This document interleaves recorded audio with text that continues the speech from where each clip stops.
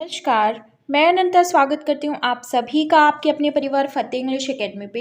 दोस्तों, जैसा कि मैं केवीएस के इंटरव्यू और डेमो के प्रिपरेशन करवा रही हूँ, तो इंटरव्यू के लिए मैंने बहुत सारी स्कीम्स ले रखे हैं और उनमें से आज एक स्कीम है बैक टू बेसिक। ठीक है, अब ये बैक टू बेसिक का क्या है, बैक टू बेसिक क्यों आया, क्यों एजुकेशन में इसको इम्प्लीमेंट किया जा रहा है, क्यों इसको फॉलो किया जा रहा है, क्यों इतना इम्पॉर्टेंट है, तो चलिए इसके बारे में हम जान लेते हैं। ठीक है, अब देखिए इसमें लिखा क्या है, an initiative to ensure attainment of expected learning outcomes mentioned in the NCERT document.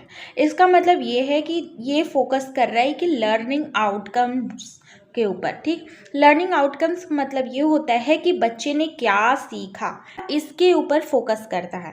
बच्चे ने कितना सीखा, क्या सीखा, इसके ऊपर बैक टू बेसिक फोकस करता है। ये देखिए इसमें कहा गया है एनसीईआरटी डॉक्यूमेंट। एनसीईआरटी डॉक्यूमेंट का मतलब यही हो गया जो आपकी क्लास फर्स्ट से लेकर के क्लास 8 तक के जितने भी सब्जेक्ट हैं उसमें बच्चों ने क्या सीखा। प्रोजेक्ट एम्स टू इंश्योर, सुनिश्चित करता है, मैंडेट ऑफ आरटीई एक्ट जो राइट टू एजुकेशन एक्ट है उसको सुनिश्चित करता है। और फिल द गैप्स, अब सबसे इम्पॉर्टेंट बात यहाँ पे आ जाती है गैप की। Fill the gap in learning ensuring class age appropriate. नया एजुकेशन सिस्टम में बोला गया है कि 3 साल से पहले 3 साल तो यही चलेगा आपका, तीनों स्कूल जो यूकेजी एलकेजी होते हैं, बाल वाटिका और नर्सरी, तो मान लीजिए 3 4 5, तो यहाँ तक तो 3 साल यही चलेगा। फिर 6 7 8, तो इसमें क्लास फर्स्ट सेकंड और ये थर्ड आ जाएगा। ठीक, तो अब मान लीजिए किसी बच्चे की एज 8 है लेकिन उसको क्या है कि वो उसको मतलब वो सेकंड क्लास तक का ही जानता है, तो उसको क्या करना होगा ना, उसको आपको लर्निंग गैप्स एक्स्ट्रा क्लासेस दे करके उसको फिल करना होगा। ठीक, तो ये लर्निंग गैप्स को इंश्योर करता है अप्रोप्रिएट एज पे। ठीक, learning capabilities of children with special emphasis on basic numeracy and reading competencies. अब देखिए ये बहुत बड़ी प्रॉब्लम है कि बच्चे पहुंच जाते हैं, क्लास पास होते जाते हैं लेकिन उनको रीडिंग करना नहीं आता।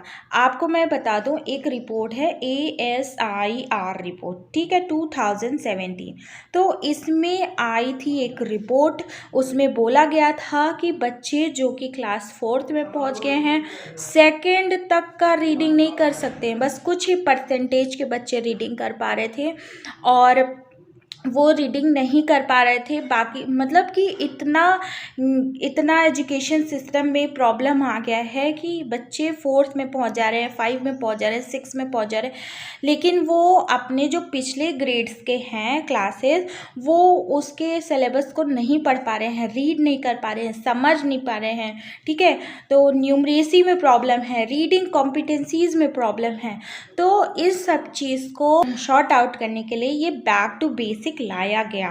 ठीक, देखिए इसमें ना बैक टू बेसिक तो लाया गया, लेकिन एक बात मैं आपको आज भी बता दूं कि आज भी जो पेरेंट्स हैं ना, पेरेंट्स, इनकी आंखें खुल नहीं रही है।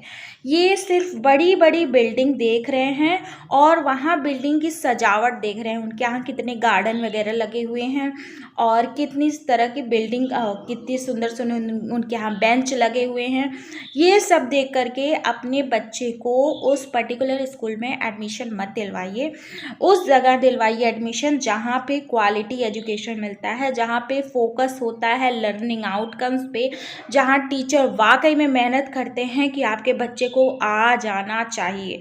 देखिए आजकल के जो पेरेंट्स हैं, मैं किसी भी एक पर्टिकुलर पेरेंट्स की बात नहीं कर रही हूँ, मैं सभी की बात कर रही हूँ। सब सिर्फ और सिर्फ बड़ा स्कूल, बहुत बड़ा उसका एरिया हो और बहुत बड़ी बड़ी बिल्डिंग हो और क्या कहते हैं उसका चमकती हुई कुर्सी हो, कार्टून वगैरह हो, बस उस पे फोकस कर रहे हैं, उनकी बिल्डिंग पे सजावट पे फोकस कर रहे हैं, लेकिन वो ये नहीं ध्यान दे रहे कि मेरे बच्चे को आ क्या रहा है। और एक चीज़ और, उनको चाहिए ये जो रिज़ल्ट बनता है ना, रिज़ल्ट बच्चों का, उनको चाहिए रिज़ल्ट में मार्क्स। ठीक, तो अब रिज़ल्ट में मार्क्स दिख जा रहे हैं, ठीक है, रिज़ल्ट में मार्क्स आपको दिख जाएंगे 95 94, और ये नहीं समझ में आ रहा है कि बच्चे ने एक्चुअल में लर्निंग आउटकम्स अटेन किया है कि नहीं अटेन किया है। ठीक है, तो इन सब चीज़ों को मैं एक बात आपको भी यहाँ पे एक प्लेटफॉर्म मिला हुआ है बात कहने का, आपको बात बताने का कि ये प्रॉब्लम आ रही है और इससे बहुत सारे स्कूल्स जूझ रहे हैं, इस प्रॉब्लम से जूझ रहे हैं कि अब पेरेंट्स को देखिए समझाना बहुत मुश्किल हो गया है। उन्हें सिर्फ़ और सिर्फ बड़ी बड़ी बिल्डिंग वगैरह दिखती है और वहाँ की सजावटें वगैरह दिखती हैं, पर ऐसा मत करिए। अब जहाँ पे क्वालिटी एजुकेशन होती है ना, जहाँ पे टीचर्स क्वालिफाइड हैं, जहाँ पे क्वालिटी एजुकेशन है, आप बच्चों को वहाँ भेजिए अपने, और टाइम पर टाइम अपने बच्चों को ध्यान देते रहिए। अब इसमें नेक्स्ट है टीचिंग लर्निंग मॉड्यूल। देखिए टीचिंग लर्निंग मॉड्यूल जो आपका निष्ठा प्रोग्राम है ना, तो निष्ठा प्रोग्राम से टीचर्स को ट्रेनिंग मिलती है, वहाँ पे अलग अलग मॉड्यूल्स में पढ़ाई जाती है कि किस तरह से आप बच्चों को पढ़ाएंगे, किस तरह से फाउंडेशनल लिटरेसी मेंटेन करेंगे, न्यूमरेसी मेंटेन करेंगे। तो ये एक तरह का ट्रेनिंग प्रोग्राम दिया जाएगा टीचर्स को कि टीचर्स जो है बच्चों को अच्छे से लर्निंग आउटकम्स पे फोकस करें और बच्चों का जो रिज़ल्ट आए वो ऑथेंटिक हो।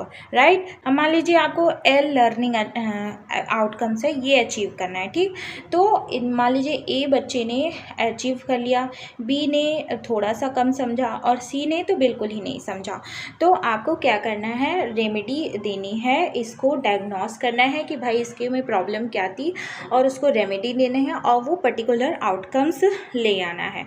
ठीक है, बार बार एक ही तरह के टीचिंग स्टाइल्स नहीं करनी है, अलग अलग तरह की टीचिंग स्टाइल्स यूज़ करके उस बच्चे को समझाना है। ठीक, अब ये प्रोजेक्ट कब से स्टार्ट हुआ, 2017 से 2018 तक।